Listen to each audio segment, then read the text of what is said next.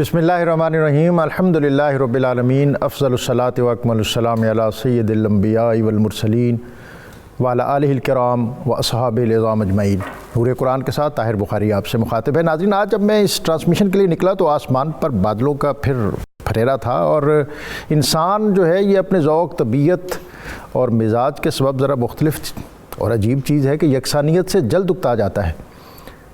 2-3 دن قبل جو دھوپ نکلی وہ بہت بن سور کر نکلی، اور اس سے قبل جو 2 ہفتے کی سردی تھی اس نے سچی بات ہے کڑاکے نکال دیے۔ بزرگ کہتے تھے کہ یار سردی نہیں رہتی، لیکن ان دنوں نے کہا کہ جی واقعتاً وہ سردی ہے جو سردی گزشتہ دنوں میں ہوا کرتی تھی۔ بہرحال یہ اس خطے پر اللہ تعالیٰ کا خاص کرم ہے کہ یہاں موسموں کی حدت اور شدت اور رنگینی اور رعنائی اپنے پورے جوبن اور آب و تاب کے ساتھ ہمیں نظر آتی ہے۔ گرمیوں کی حدت ہوتی ہے، سردیوں کی شدت ہوتی ہے، بہار کی دل آویزی اور خزاں کی اداسی بھی ہوتی ہے۔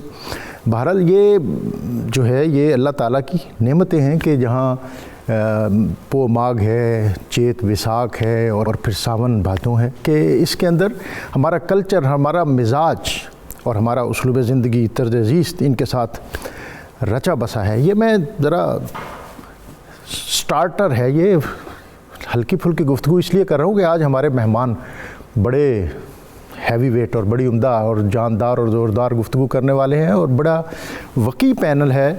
ان کی طرف چونکہ آپ نے جانا ہے، ان کی باتیں سننی ہیں، اس لیے میں آپ کو ذرا آہستہ آہستہ ہولے ہولے اپنی بھاری بھرکم باتوں کی بجائے ان کی پرمغز گفتگو کے لیے آپ کو ذہنی طور پر تیار کر رہا ہوں۔ اور آج کا موضوع جو ہے یہ بھی بہت وسیع اور ہمارا بڑا محبوب موضوع ہے کہ جو باتیں سننے کی طرف ہماری طبیعت بہت زیادہ راغب رہتی ہے۔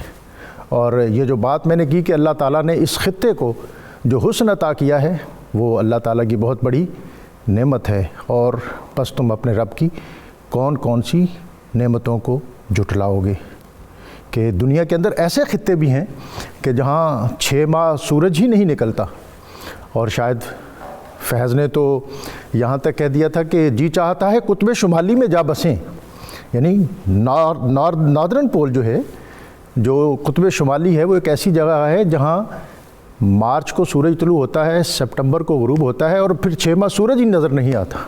اور یہ ہمارا خطہ ہے جس کو اللہ تعالیٰ نے ان ساری نعمتوں سے سرفراز کر رکھا ہے۔ آج کا ہمارا موضوع جو ہے وہ فوز عظیم، یعنی عظیم کامیابی۔ ناظرین، کائنات کی ہر چیز کی ایک روح ہوتی ہے، ایک غذا ہوتی ہے جس کو حاصل کرنے کے لیے وہ تڑپتی ہے، بے چین ہوتی ہے، اس لیے کہ غذا زندگی کا دوسرا نام ہے۔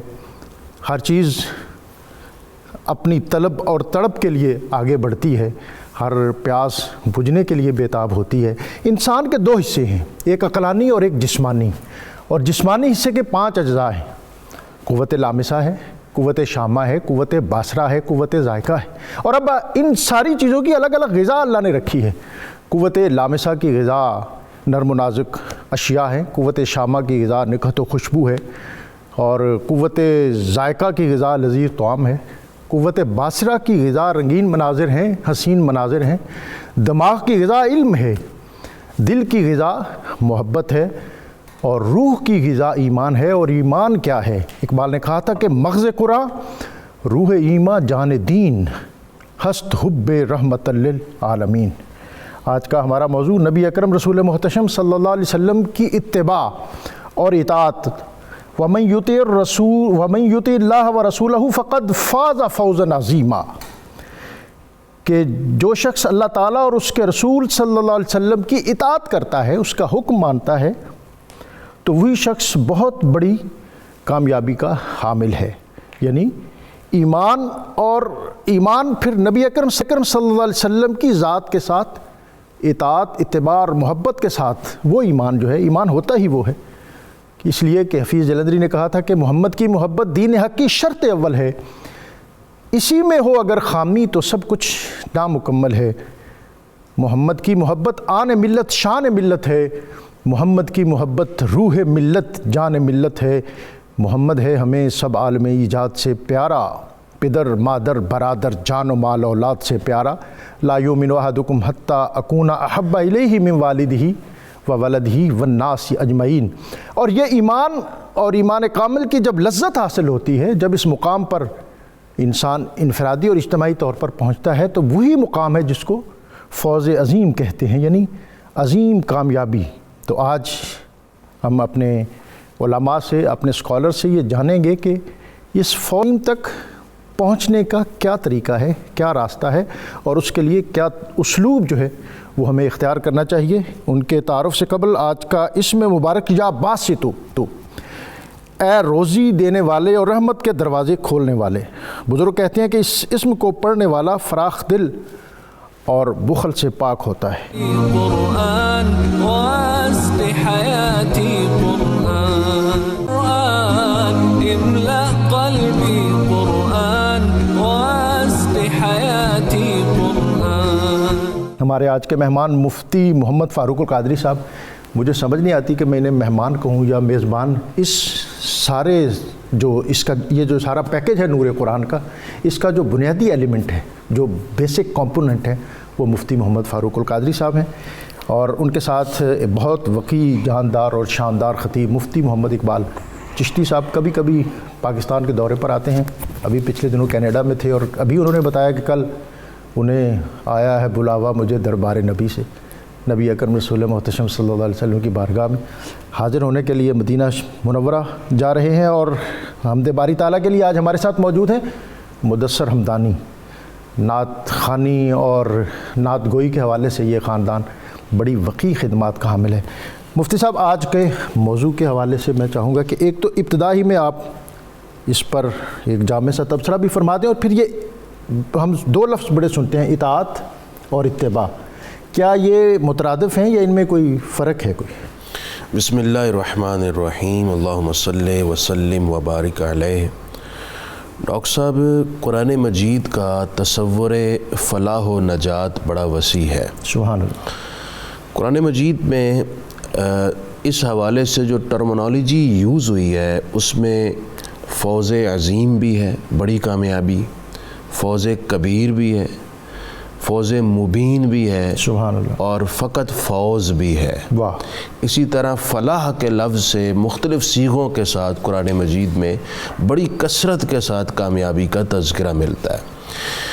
قرآن مجید میں 16 دفعہ فوز عظیم کا ذکر کیا گیا، سبحان اللہ، اور اس کی طرف توجہ دلانا پڑھنے والے کا، قرآن مجید کے حاملین کا اور ماننے والوں کا یہ بنیادی مقصود ہے۔ قرآن مجید کا جو بڑی کامیابی یا واضح کامیابی کے حوالے سے جو تصور ہے، وہ نہ صرف اخروی کامیابی پر محیط ہے کہ دنیا کو نظر انداز کر دیا جائے، اور نہ ہی صرف دنیاوی کامیابی پر منحصر ہے کہ آخرت کو نظر انداز کر دیا جائے۔ یہ بڑا جامع کامیابی کا تصور ہے اسلام کے ہاں۔ سورۃ القصص کی آیت نمبر 77 میں اللہ تعالیٰ فرماتا ہے وَابْتَغِ فِي مَا آتَاكَ اللَّهُ الدَّارَ الْآخِرَةَ وَلَا تَنْسَ نَصِيبَكَ مِنَ الدُّنْيَا، سبحان اللہ، کہ جو کچھ اللہ نے تمہیں نعمتیں دی ہیں اس سے آخرت کی کامیابی کی فکر کرو، ہاں دنیا سے اپنا حصہ لینا بھی مت فراموش کرو، نظر انداز مت کرو، بھول مت جاؤ، اس دنیا سے اپنا حصہ آخرت کے لیے اخذ کر لو۔ تو گویا اسلام یہ چاہتا ہے کہ صرف مادی کامیابی پر تمہاری توجہ نہ ہو۔ مجھے معذرت سے کہنا پڑتا ہے، آج افراط و تفریط کا شکار مجھے اہل علم طبقہ نظر آ رہا ہے، بس پھر علماء کی بات نہیں کر رہا، کہ جہاں پر صرف مادی کامیابی پر زور ہے اور آخرت کا نام تک نہیں ہے کہیں، اور کہیں ایسا طبقہ بھی ہے جن کا زور صرف آخرت کی کامیابی پر ہے، دنیاوی عزت و وقار کی بحالی پر ان کے ہاں ایک جملہ اور ایک لفظ یا ادنا سی سٹرگل بھی نہیں ہے۔ تو اس میں جو سب سے بہترین راستہ ہے اور اسلام نے جو صراط مستقیم دیا ہے وہ یہ ہے کہ آخرت کی کامیابی اور دنیا کی کامیابی دونوں کے لیے سٹرگل ہونی۔ اس حوالے سے قرآن مجید کی متعدد آیات ہیں۔ سب سے پہلے میں فوز عظیم کے حوالے سے سورۃ الصف کی 2 آیتیں 10 تا 12 3 آیتیں پیش کر رہا ہوں۔ اللہ تعالیٰ نے ارشاد فرمایا یا ایھا الذین آمنوا هل ادلکم علی تجارۃ تنجیکم من عذاب علیم، ایمان والو کیا میں تمہیں ایسی تجارت نہ بتاؤں جو تمہیں عذاب علیم سے بچا دے؟ تؤمنون باللہ ورسولہ وتجاہدون فی سبیل اللہ باموالکم وانفسکم ذالکم خیر لکم ان کنتم تعلمون، کہ تم اللہ اور اس کے رسول پر ایمان لاؤ، اللہ کی راہ میں اپنے مال اور جان کے ساتھ جہاد کرو، یہ تمہارے لیے بہتر ہے اگر تمہیں معلوم ہے۔ اب فرمایا جب تم دنیا میں یہ محنت اور مشقت اور تکلیف اٹھاؤ گے، اس راستے پر چلو گے تو کیا ہوگا؟ یغفر لکم ذنوبکم وَيُدْخِلْكُمْ جَنَّاتٍ تَجْرِي مِن تَحْتِهَا الْأَنْهَارُ وَمَسَاكِنَ طَيِّبَةً فِي جَنَّاتٍ عَدْنٍ ذَلِكَ الْفَوْزُ الْعَظِيمُ، فی جنات عدن ذالک الفوز العظیم۔ فرمایا اللہ تمہارے گناہ معاف فرمائے گا، تمہیں ایسی جنتوں میں داخل فرمائے گا جن کے نیچے نہریں بہہ رہی ہوں گی، تمہیں ابدی باغات میں پاکیزہ گھر دے گا، ذالک الفوز العظیم، یہ سب سے بڑی کامیابی ہے۔ اچھا ڈاکٹر صاحب، اس میں جہاں اس آیت میں ایک ہماری دنیا کے حوالے سے بھی بڑا زبردست پیغام ہے کہ دنیا میں کامیابی کے لیے تمہاری سٹرگل کیا ہے کہ اللہ اور اس کے رسول کے احکامات کے مطابق اور قرآن و سنت کے تقاضوں کے مطابق تم نے محنت کرنی ہے۔ تمہاری جان کی ضرورت پڑی وہ بھی دینی ہے، مال کی ضرورت پڑی وہ بھی دینی ہے، جس حوالے سے تم نے اللہ اور اس کے رسول کے کلمے کو بلند کرنے کے لیے سٹرگل کرنے کی ضرورت پڑی تم نے کرنی ہے۔ تو اس سے کیا فائدہ حاصل ہوگا؟ دنیا کے اندر تمہیں فوز و فلاح ملے گی، کامیابی ملے گی، عزت و وقار ملے گا، اطمینان بخش زندگی ملے گی، چین سے جینا ملے گا، دوسری کمیونٹیز کے برابر رہ کر جینا، بلکہ ان سے بہتر انداز میں جینا ملے گا۔ تو یہ اس کو بڑی کامیابی سے تعبیر کیا گیا ہے۔ تو بڑی کامیابی یہ ہے کہ دنیا میں رہ کر آخرت کے لیے اور اللہ کے اور اس کے رسول کے احکامات کے مطابق سٹرگل کی جائے، دنیا میں رہ کر آخرت کی طرف توجہ کی جائے، اور اس عظیم کامیابی جس میں آخرت کی کامیابی بھی ہے اور پھر اس میں دنیا کی سرخ روئی وہ بھی شامل ہے۔ مفتی صاحب، کس طرح یہ آخرت اور دنیا کی کامیابی انسان کو عطا ہو؟ بسم اللہ الرحمن الرحیم، الصلاۃ والسلام علیک یا سیدی یا رسول اللہ وعلی آلک و اصحابک یا سیدی یا حبیب اللہ۔ میں ڈاکٹر صاحب شکر گزار ہوں کہ آپ نے وقت عطا فرمایا۔ آپ نے وقت عطا فرمایا۔ مفتی صاحب قبلہ نے بہت اچھی گفتگو فرمائی ہے۔ ہم بحیثیت مسلمان اس بات سے اچھی طرح باخبر ہیں کہ ہم اپنی کامیابی کا فیصلہ خود نہیں کر پاتے۔ انسان اگر اپنی کامیابی کے طریقے خود اختیار کرنے کی کوشش کرے گا تو ناقص آدمی ہے، اس کے طریقے بھی ناقص ہوں گے۔ اس لیے بحیثیت کلمہ گو مسلمان ہونے کے ہمارا پہلا فرض یہ ہے، کامیابی وہ ہے جسے اللہ اور اس کا رسول کامیابی کرتے ہیں۔ سبحان اللہ۔ اللہ رسول کو چھوڑ کر مجھے بعض دفعہ کچھ لوگوں کی گفتگو سننے کو ملتی ہے، کبھی وہ کسی کا حوالہ دیتے ہیں، کبھی وہ کسی کا حوالہ دیتے ہیں۔ حیرانگی اس بات کی ہے، جس ذات کو رب نے سراج منیر بنا کے بھیجا تھا، ساری کائنات نے روشنی وہاں سے لینی تھی، اور ہم بھکاریوں کی طرف دیکھتے ہیں اور نور بانٹنے والے آقا کی طرف نہیں دیکھتے۔ آج جس آیت مقدسہ کو عنوان بنایا گیا ہے، من یطع اللہ ورسولہ فقد فاز فوزا عظیما، آپ دیکھیں قرآن مجید اللہ کی عظیم المرتبت لا ریب کتاب ہے، اور اس کا انداز یہ ہے، من یطع اللہ، کوئی بھی ہو، وہ کالا ہو گورا ہو کوئی بھی ہو، اللہ اور اس کے رسول کی اطاعت کرے۔ اور اطاعت میں ایک بات ضروری ہوتی ہے کہ آپ جس بات کو مان رہے ہیں اس میں بوجھ محسوس نہ کریں، خوشی محسوس کریں۔ سبحان اللہ۔ اللہ اور اس کے رسول کے ہر حکم کو جو خوشی سے مانتا ہے، اب اللہ تعالیٰ اعلان فرما رہا ہے، فقد فاز فوزا عظیما، پکی بات ہے اس نے بہت بڑی کامیابی حاصل کر لی۔ دنیا اور آخرت کی ساری کامیابیاں اس کا مقدر بن جاتی ہیں جو رسول اللہ علیہ الصلاۃ والسلام کی اتباع اور اطاعت کرتا ہے۔ ہم حضرت آدم علیہ السلام کی ایک دعا ہے قرآن مجید میں جو ہم مانگتے ہیں، ربنا ظلمنا انفسنا وان لم تغفر لنا وترحمنا لنکونن من الخاسرین۔ انہوں نے دعا کی تھی کہ اے ہمارے پروردگار، ہم نے اپنی جانوں پر بیجا کیا، اگر تو ہم پر رحم نہ کرے اور ہماری مغفرت نہ کرے تو ہم گھاٹا اٹھانے والوں میں سے، گھاٹا پانے والوں میں سے ہوں گے۔ تو یہ دعا ہمیں سکھا رہی ہے، رب کی رحمت نہ ہو تو بھی انسان گھاٹے میں ہوتا ہے، اس کی طرح اس کی مغفرت نہ ہو تو بھی انسان گھاٹے میں ہوتا ہے۔ اور ڈاکٹر صاحب عجیب عجیب بات یہ ہے کہ مغفرت کے لیے بھی رب نے در رسول بتایا واہ۔ اور رحمت تو حضور کو بنایا۔ سبحان اللہ۔ اللہ قرآن میں فرماتا ہے وَمَا أَرْسَلْنَاكَ إِلَّا رَحْمَةً لِّلْعَالَمِينَ۔ سبحان اللہ۔ اے محبوب ہم نے آپ کو تمام جہانوں کے لیے رحمت بنا کر بھیجا۔ عالم میں عالم دنیا بھی ہے، عالم برزخ بھی ہے، عالم آخرت بھی ہے۔ ہر کائنات کے ہر عالم کے دکھ کی دوا وہ رسول اللہ علیہ السلام سے رابطے میں۔ سبحان اللہ۔ اب مغفرت کا ذکر اللہ قرآن میں فرماتا ہے وَلَوْ أَنَّهُمْ إِذ ظَلَمُوا أَنفُسَهُمْ جَاءُوكَ فَاسْتَغْفَرُوا اللَّهَ وَاسْتَغْفَرَ لَهُمُ الرَّسُولُ۔ مغفرت بھی در رسول سے ملے گی، رحمت بھی در رسول سے ملے گی، تو رحمت اور مغفرت کے بغیر کوئی کامیاب نہیں ہو سکتا۔ قرآن کی یہ دونوں آیتیں ملانے کے بعد ہم اس نتیجے پر پہنچتے ہیں اگر ہمیں رحمت چاہیے تو بھی رسول اللہ کی غلامی، اور اگر ہمیں مغفرت چاہیے تو بھی رسول اللہ علیہ السلام کی غلامی۔ اگر مسلمان کامیاب ہونا چاہتے ہیں دنیا اور آخرت میں تو انہیں ادھر ادھر نہیں دیکھنا چاہیے، اس ذات کی طرف دیکھنا چاہیے جو کائنات انسانیت کو معراج تک پہنچانے اور خدا تک ملانے کے لیے ہے۔ ابھی مفتی صاحب دنیا اور آخرت کے حوالے سے ذکر کر رہے تھے، ہم ایک دعا مانگتے ہیں ربنا آتنا فی الدنیا حسنۃ وفی الآخرۃ حسنہ۔ رسول اللہ علیہ السلام پر اترنے والی کتاب لا ریب میں یہ دعا ہمیں سکھائی گئی ہے، اے ہمارے پروردگار ہمیں دنیا میں بھی حسن عطا کر اور آخرت میں بھی حسن عطا کر۔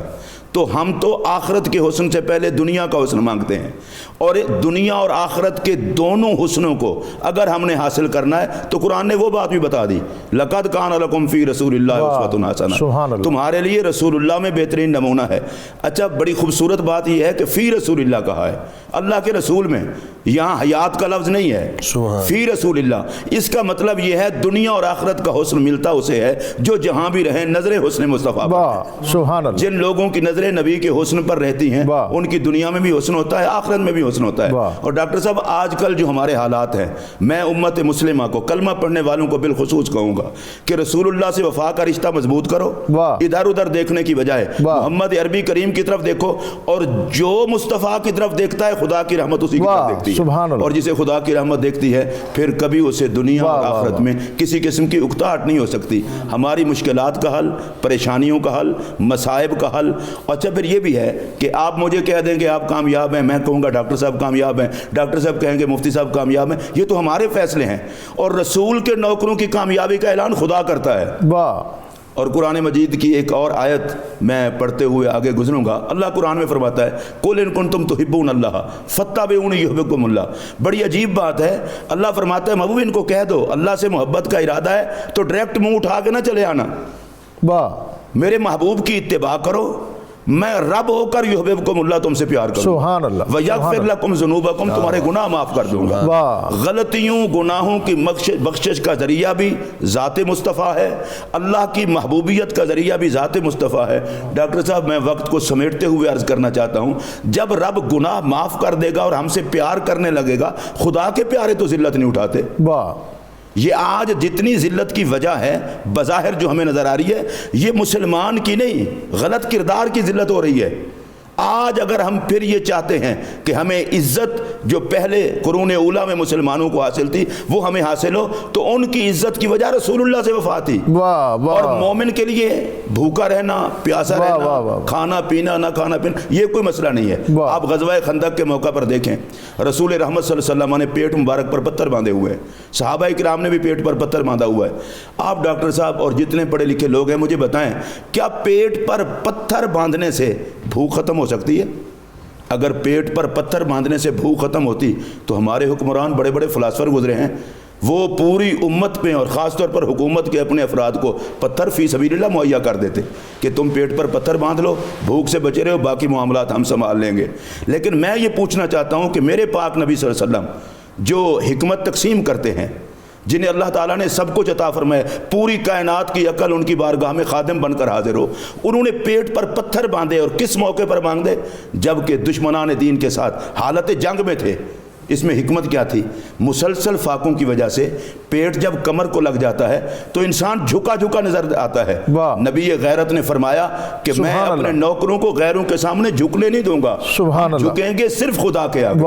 آج اگر ہم یہ چاہتے ہیں کہ ہمیں وہ عزت ملے تو ہم پیٹ پر پتھر باندھنے پڑیں، باندھ لیں، جھکنا صرف خدا کے آگے سیکھیں اور مصطفیٰ کریم سے وفا کا رشتہ واہ، توڑیں۔ عروج، ارتقاء، بلندی اور پیشوائی کے سارے زینے اسی وقت سر ہو سکتے ہیں اگر جب آپ ہم نبی ڈاکٹر صاحب اکرم اجازت دیں، جناب آپ تو اشعار پڑھ لیتے ہیں، مجھے شعر پڑھنے کا طریقہ نہیں آتا، تو میں علامہ محمد اقبال رحمۃ اللہ تعالیٰ علیہ سے مدد لے دوں۔ انہوں نے جو یہ بات کی تھی حقیقت پر مبنی ہے کہ محمد سے وفا تو نے تو ہم تیرے، واہ واہ واہ یہ جہاں چیز ہے کیا لوح و قلم تیرے ہیں، ہمیں ادھر ادھر نہیں دیکھنا چاہیے، گنبد خضرا کی طرف واہ دیکھنا واہ واہ، چاہیے۔ بلکہ رحمت وہ للعالمین۔ اقبال نے تو یہ کہا تھا تو فرمودی رہے بتا گرفتیم، یا رسول اللہ آپ نے فرمایا ہے تو میں مکہ کی طرف جا رہا ہوں، بالکل بالکل، وگرنہ جز تمہارا منزل نیست۔ اور ہمارے آج کے پروگرام کا خاص طور پر میں یہ سمجھتا ہوں انتظامیہ نے بہت اچھا عنوان کیا ہے، اس وقت جو لوگ پریشانی کا شکار ہیں اس پریشانی کا حل صرف اور صرف اپنے نبی سے وفا میں ہے۔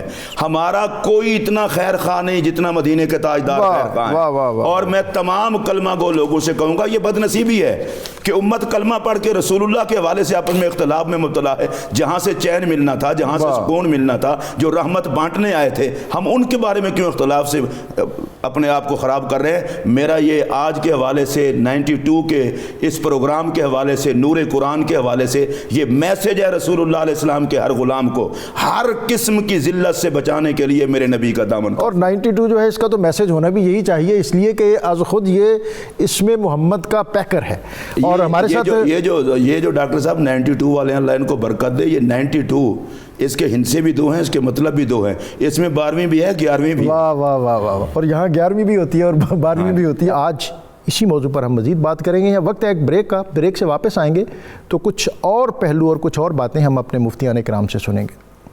رحمن ساعدني يا رحمن اشرح صدري قرآن املأ قلبي قرآن واسق حياتي قرآن رحمن ساعدني يا رحمن اشرح صدري قرآن املأ قلبي قرآن واسق حياتي قرآن۔ نور قرآن میں آپ کو ایک مرتبہ پھر خوش آمدید۔ عزت اور توقیر اور محبت، اتباع اور اطاعت، اس کے کیا پیرائے ہیں اور کیا زینے ہیں۔ اور ایک بڑی معروف ربائی جو اکثر ہم اپنی محافل اور مجالس میں سنتے ہیں کہ یا صاحب الجمال و یا سید البشر من وجهک المنیر لقد نور القمر لا يمکن الثناء کما کان حقہ بعد از خدا بزرگ توئی قصہ مختصر، کہ اللہ تعالیٰ کے بعد نبی اکرم رسول محتشم صلی اللہ علیہ وآلہ وسلم کی ذات اور ہستی ہی ہیں۔ اور یہ ربائی جو ہے یہ عام طور پر ہم بعض لوگ اس کو شیخ سعدی کی کہتے ہیں اور بعض حافظ شیرازی کی بھی کہتے ہیں، لیکن دراصل یہ بر صغیر کے ایک بہت بڑا جو علمی دبستان ہے اس کے چشم و چراغ حضرت شاہ عبدالعزیز محدث دہلوی یہ ان کی ہے، اور میں نے یہ بطور خاص اس لیے بھی بیان کی کہ اور اس کو میں نے بطور خاص دیکھا جو ڈاکٹر محمد اسحاق قریشی ان کا بر صغیر کا نعتیہ ادب المدائح النبویہ فی شبہ القارہ، یہ ان کی ڈاکٹریٹ کا تھیسس تھا، اس میں انہوں نے بطور خاص اس کو ڈسکس کیا۔ اور حضرت شاہ عبدالعزیز محدث دہلوی جو ہیں ان کی جب حضرت شاہ ولی اللہ کے بڑے بیٹے تھے اور دنیا سے وہ رخصت ہو گئے تو ان کی دستار بندی حضرت فخر الدین فخر جہاں دہلوی نے کی، اور انہوں نے ان کے کان میں ایک بات کہا کہ دیکھنا تمہارا باپ تھوڑا سا اعتدال اور توازن کو اس طرح برقرار نہیں رکھ سکا تھا جو اس طرح کے دبستان کی روایت ہوتی ہے، تم اس کا خیال رکھنا۔ ایک شیخ کی یہ حضرت فخر الدین فخر جہاں دہلوی ہی اس طرح کی نصیحت حضرت شاہ عبدالعزیز کو کر سکتے تھے، اور پھر انہوں نے اس چیز کو بہت نبھایا، اور ان کا دل جو ہے وہ عشق رسالت مآب صلی اللہ علیہ وسلم سے گداز تھا، اور اللہ تعالیٰ نے ان کو وہ بصیرت اور حکمت عطا کی کہ انہوں نے اس بر صغیر میں نبی اکرم صلی اللہ علیہ وسلم کے محبت کے جو سوتے ان کو خوب رواں کیا۔ مفتی صاحب آج جو ہمارا موضوع ہے میں اسی جو ربائی ہے اسی کو آپ کے سامنے رکھتا ہوں، اور میں چاہتا ہوں کہ آپ آج کے موضوع کے حوالے سے اپنے خیالات کو مزید فراہم کریں۔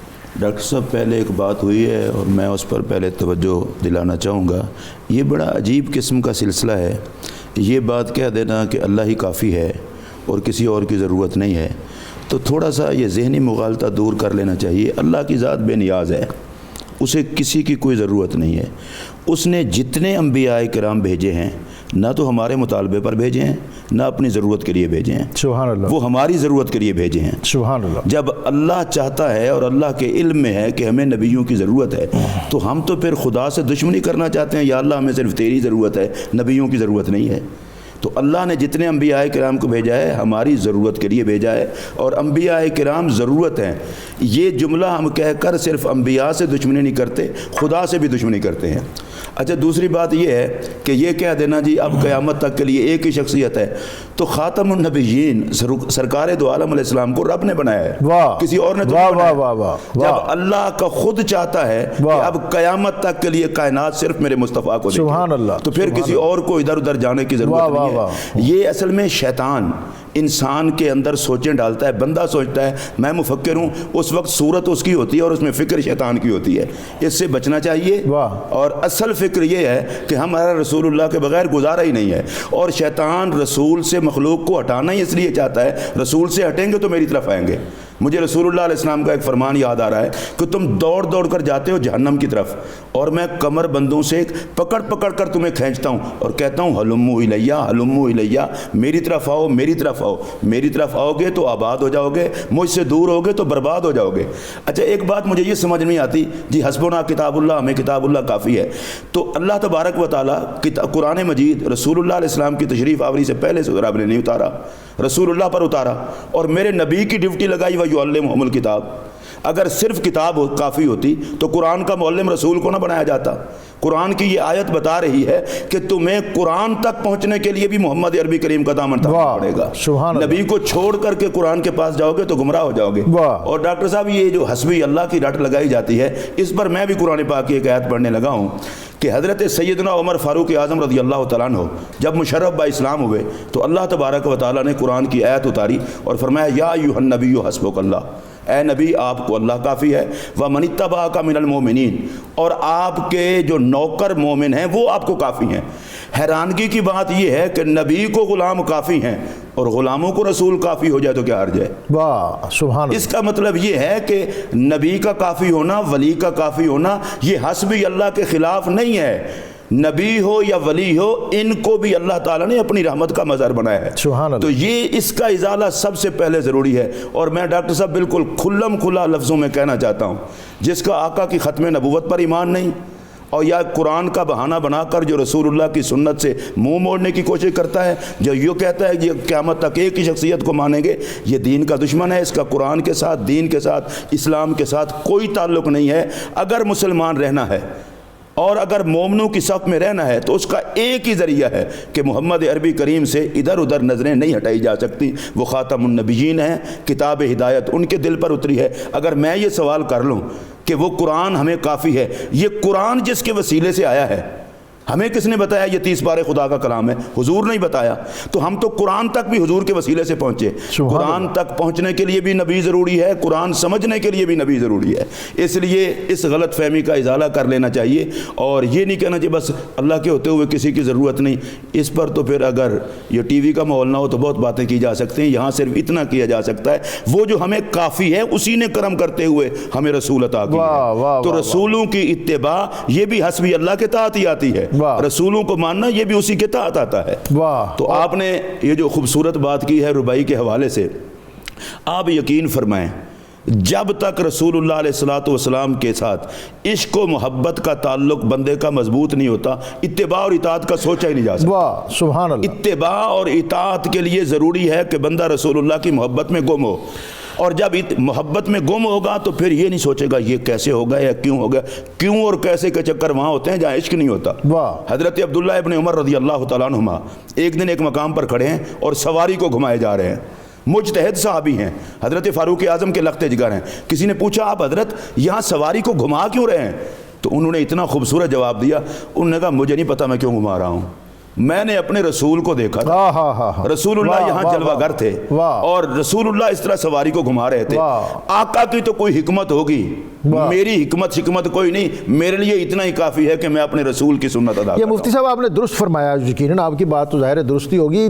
قرآن واسق حیاتی قرآن, قرآن املأ قلبی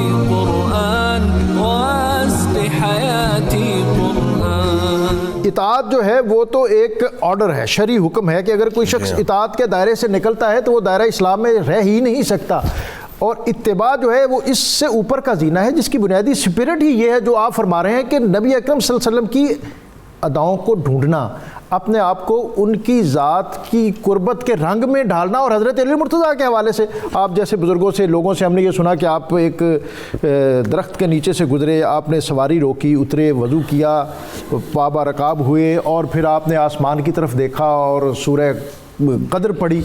تو آپ کے جو خادم تھے انہوں نے کہا کہ مولا آپ کو یہاں رکنے کا اور پھر وضو کرنے کا اور دوبارہ سواری پہ، یہاں تک کہ پھر آپ نے آسمان کی طرف دیکھا اور سورہ قدر پڑھی، تو اس کی مجھے سمجھ نہیں۔ آپ نے فرمایا کہ میں وضو سے تھا اور یہاں رکنے کی میرے پاس اس کے علاوہ اور کوئی وجہ اور حکمت بھی نہیں تھی کہ میں نے یہاں اسی انداز میں، اسی اسلوب میں، اسی لہجے میں نبی اکرم صلی اللہ علیہ وسلم کو رکتے ہوئے دیکھا اور پھر اترتے ہوئے دیکھا، اور پھر سواری میں اسی طرح میں نے ان کو چڑھتے دیکھا اور آسمان کی طرف منہ کر کے سورہ قدر یا کوئی اور سورت پڑھی۔ دراصل جو اہل بیت اطہار اور صحابہ کرام رضوان اللہ علیہم اجمعین ہیں، ان کا جو سب سے بڑا کارنامہ ہی یہ تھا کہ ایک تو انہوں نے دین کو محفوظ کیا اور پھر اس کے ساتھ ان اداؤں کو بھی محفوظ کیا۔ جناب مفتی صاحب جی ڈاکٹر صاحب، بڑی اہم موڑ کی طرف آپ نے گفتگو کو گھما دیا ہے۔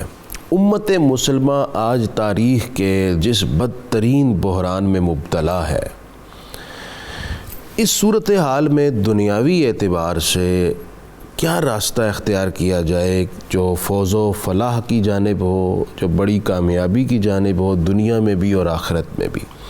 اس میں کلیدی بات یہی ہے جو آپ نے اور مفتی صاحب نے بڑے زور دے کر فرمائی کہ رسول پاک صلی اللہ علیہ وسلم کے نقش قدم پر آنکھ بند کر کے فدا ہو جانا اور اس دربار سے اپنے رشتے کو جوڑ دینا۔ سبحان اللہ۔ نبی کریم صلی اللہ علیہ وسلم نے خود ارشاد فرمایا لن یصلح آخر هذه الامت الا بما صلح به اولها، اس امت کی آخری حصے کی کامیابی اسی راستے پر چل کر ہوگی جس پر چل کر اس امت کے اکابرین اور پہلے زمانے کے لوگوں نے کامیابی پائی ہے۔ ایک تو یہ اپنے ذہن سے سوچ نکال دینی چاہیے کہ اس دربار سے منہ موڑ کر ہم دنیا میں کوئی عزت پا سکتے ہیں۔ جو حال ہمارا ہو رہا ہے شرق سے لے کر غرب تک، وہ ہمیں دکھا رہی ہے ہماری سوچ اور ہماری فکر نے کیسی خطا کھائی اور اس کے نتائج کیا ہم بھگت رہے ہیں۔ صحابہ اکرام علیہم الرضوان اور تابعین اور امت کے اکابرین نے دربار مصطفیٰ کی اطاعت، من یطع اللہ ورسولہ فقد فاز فوزا عظیما، اس اطاعت اور اتباع پر اپنی زندگیاں صرف کیں، نتیجتاً انہیں دنیا و آخرت میں کامیابی میسر آئی۔ اب دیکھیں حدیث پاک میں ہے کہ حضرت عبداللہ بن عمر رضی اللہ تعالیٰ عنہ کہتے ہیں، آج ہمارا یہ بھی ایک پرابلم ہے کہ جو بات ہم سنتے ہیں ہم اس میں کوئی نہ کوئی لاجک ڈھونڈتے ہیں، اس میں لاجک کیا ہے؟ ہمیں لاجک کا بڑا شوق ہے۔ اتباع یہ کہتی ہے کہ اپنے محبوب کے نقش قدم پر فدا ہو، جو سنا ہے بس اس پر عمل کر لو، اس کی حکمت، اس کی مصلحت تمہیں سمجھ آئے یا نہ آئے، تمہاری کامیابی اور فوز و فلاح اس میں ہے، تم اس میں حکمت تو یقیناً ہے لیکن تمہاری عقل رسا وہاں تک پہنچ نہیں سکتی کہ اس میں کیپیسٹی نہیں ہے۔ صحابہ اکرام میں اور ہم میں فرق یہ ہے کہ صحابہ اکرام جو سنتے تھے، جو دیکھتے تھے، اسے اپنے عمل میں لے، ہم لاجک کے پیچھے پڑ جاتے ہیں۔ حضرت عبداللہ بن عمر کہتے ہیں کہ نماز میں تھے تو ایک صحابی نے نماز میں کچھ کلمات پڑھے، اللہ اکبر کبیرہ سبحان اللہ کثیرہ و سبحان اللہ بکرۃ و اصیلا، اللہ اکبر کبیرہ والحمد للہ کثیرہ و سبحان اللہ بکرۃ و اصیلا، یہ کلمات پڑھے۔ تو نبی پاک صلی اللہ علیہ وسلم نے نماز کے بعد ارشاد فرمایا من القائل کلمۃ قضا و قضا، یہ کلمے کس شخص نے کہے ہیں؟ تو ایک صاحب کھڑے ہو گئے، حضور میں نے یہ الفاظ کہے تھے۔ آپ نے ارشاد فرمایا عجبت لہا فتحت لہا ابواب السماء، بڑے عجیب کلمات میں نے دیکھے، بڑا عجیب منظر دیکھا میں نے نماز کے دوران کہ جب تم نے یہ کلمات پڑھے تو آسمان کے سارے دروازے کھل گئے۔ سیدنا عبداللہ بن عمر کہتے ہیں جب رسول پاک نے اس کی فضیلت بیان کی، ما ترکتہن منذ سمعت رسول اللہ صلی اللہ علیہ وسلم، جب میں نے رسول پاک سے یہ سنا تو پھر میں نے کبھی بھی یہ کلمات پڑھنا نظر انداز نہیں کیا، اس کو چھوڑا نہیں، اپنے عمل میں لے آیا۔ اسی طرح جو روایت سیدنا عبداللہ بن عمر نے کی آپ نے پیش، ایون کہ صحابہ کرام کی اطاعت کا یہ عالم تھا کہ ایک صحابی کسی گاؤں سے آئے تو ان کو زیادہ معمولات کا علم نہیں تھا، جب وہ آئے تو رسول پاک صلی اللہ علیہ وسلم کو دیکھا کہ ان کے آپ صلی اللہ علیہ وسلم کے کرتے پہ بٹن نہیں لگے ہوئے، اور پھر ساری زندگی انہوں نے کرتے کے بٹن نہیں لگائے، اور کامل بستان در تقلید فرد اقبال نے کہا کہ حضرت باجید بستامی کے آگے خربوزہ رکھا گیا تو انہوں نے خربوزہ کھانے سے انکار کر دیا کہ مجھے پتہ نہیں ہے میرے رسول نے کیسے کھایا۔ مفتی صاحب اختتامی لمحات ہیں اور اس کو آپ آج سمیٹ دیں، اور ظاہر ہے باتیں بہت کچھ پھیلی بھی ہیں، محبت والی تھیں، اور بات سے بات تو پھر محبت میں نکلتی ہے، یہ محبت کا ایک رنگ ہے، پہلو ہے۔ لیکن وہ گاڑی لاہور کے قریب آتی تھی نا جب ریل کار، تو وہ ذرا لیٹ نکالتی تھی اپنی، جناب وہ ذرا نکالیں۔ تو میں اس حوالے سے گزارش کروں گا، اللہ تبارک و تعالیٰ نے رسول اللہ صلی اللہ علیہ وسلم کی شان بیان فرماتے ہوئے فرمایا، لقد جاءکم رسول من انفسکم عزیز علیہ ما عنتم حریص علیکم بالمؤمنین رؤوف الرحیم۔ رسول اللہ علیہ السلام کی شان یہ ہے کہ وہ مسلمانوں کا مشکل میں پڑنا ان پر گراں گزرتا ہے، اتنا کوئی کسی کا خیر خواہ نہیں جتنا رسول اپنی امت کا خیر خواہ ہے، اور ہمارے دکھوں کو نہ برداشت کرنے والی شخصیت میرے آقا کی ہے۔ ہم نے اگر ہر قسم کے دکھ سے بچ کر رحمت کی پناہ لینی ہے تو رؤوف الرحیم آقا کی پناہ لیں، ہماری دنیا اور آخرت کے تمام دکھوں کا علاج۔ سبحان، ہمارے دنیا اور آخرت کے جی علامہ اقبال کے اس شعر پر اپنی بات کو مکمل کروں گا، لیٹ بھی نکال رہا ہوں۔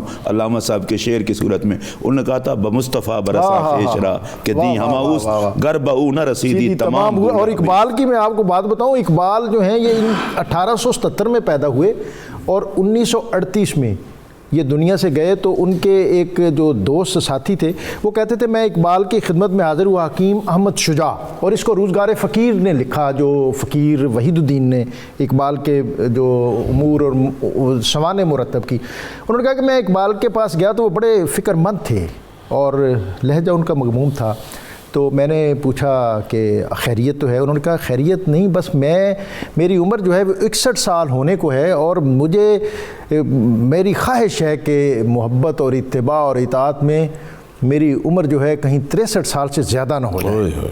اور پھر جس دن میں نے سال بتا دیے آپ کو، 61 سال یعنی 1938 میں اقبال دنیا سے رخصت ہوئے، اور جس دن وہ رخصت ہو رہے تھے انہوں نے، ان کا جو خادم تھا علی بخش، انہوں نے کہا کہ علی بخش گواہ رہنا آج میں جا رہا ہوں، اور دوسری بات انہوں نے کہی کہ علی بخش یہ بھی گواہ رہنا میں 61 سال کی عمر میں جا رہا ہوں، اور تیسری اور اہم بات مفتی صاحب انہوں نے کہا کہ ایک خادم اپنے آقا سے 2 قدم پیچھے ہی چلتا اچھا لگتا ہے۔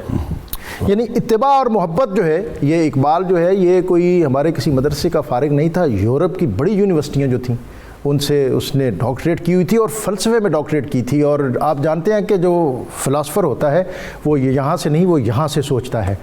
اقبال نے ساری زندگی یہاں سے سوچا، لیکن جو بات کی وہ یہاں سے کی، اور اس نے دنیا کو بتایا کہ خیمہ افلاک کا استادہ اسی نام سے ہے، نبض ہستی تپش آمادہ اسی نام سے ہے، قوت عشق سے ہر پست کو بالا کر دے، دہر میں اس میں محمد سے اجالا کر دے۔ میں بہت زیادہ شکر گزار ہوں مفتی محمد فاروق القادری صاحب آپ کا، علامہ مفتی محمد اقبال چشتی صاحب آپ کا، آج کا اختتام کی طرف بڑھتے ہوئے آج کا جو وظیفہ ہے، آج کی دعا ہے، امام مالک نے حضرت ابن عمر سے روایت کیا کہ ایک روز ایک آدمی نبی اکرم رسول محتشم صلی اللہ علیہ وسلم کی خدمت میں حاضر ہوا اور عرض کی یا رسول اللہ، دنیا نے میری طرف سے پیٹھ پھیر لی ہے اور رخ بھی موڑ لیا ہے۔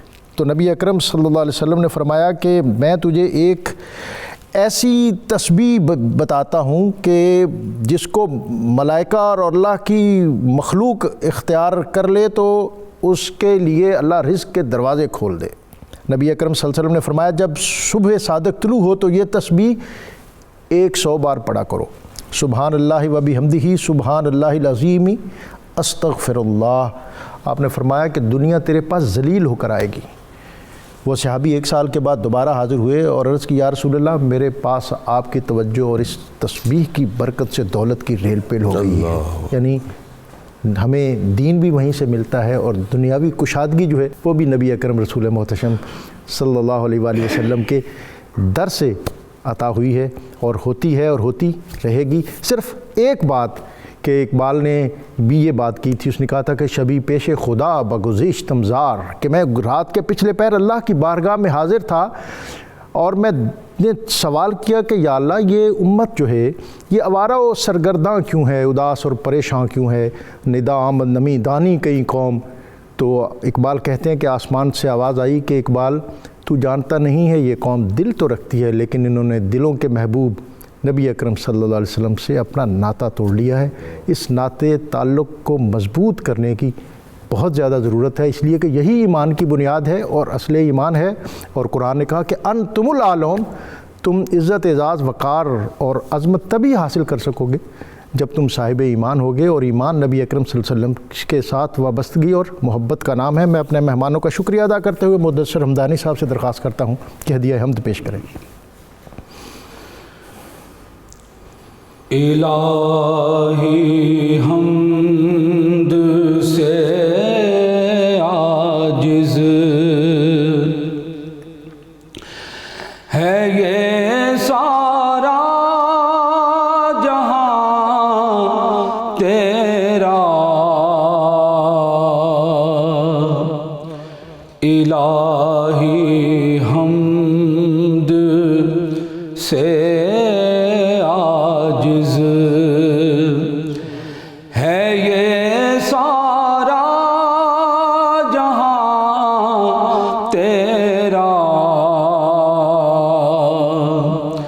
جہاں والوں سے کیوں کر ہو سکے ذکر و بیان تیرا،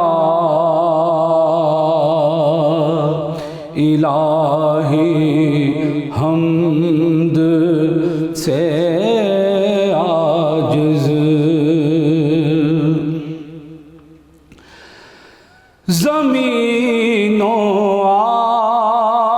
آسمان کے ذرے ذرے میں تیرے جلوے، زمین و آسمان کے ذرے ذرے میں جلوے، نگاہوں نے جدھر دیکھا نظر آیا نشان تیرا، نگاہوں نے جدھر دیکھا نظر آیا نشان